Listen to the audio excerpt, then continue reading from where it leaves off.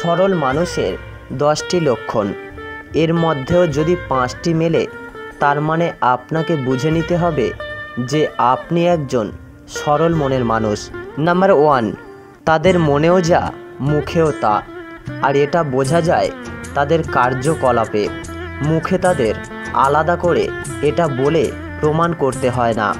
Number 2, তারা সাধারণত কথার মারপ্যাঁচ এত বোঝে না, তাই সব কথাতেই সহজভাবে নিতে পছন্দ করে। নাম্বার 3, তারা খুব ইমোশনাল প্রকৃতির হয়। নাম্বার 4, তারা কথা বেশি বলে ঠিকই, কিন্তু অন্যকে নিয়ে বাজে কথা বলা, অন্যের সমালোচনা করা, এসব তারা একেবারেই পছন্দ করে না।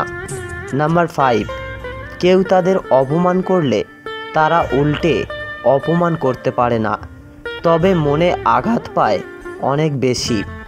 নাম্বার 6, এদের চোখে পর আপন বলে কোনো ভেদাভেদ নেই।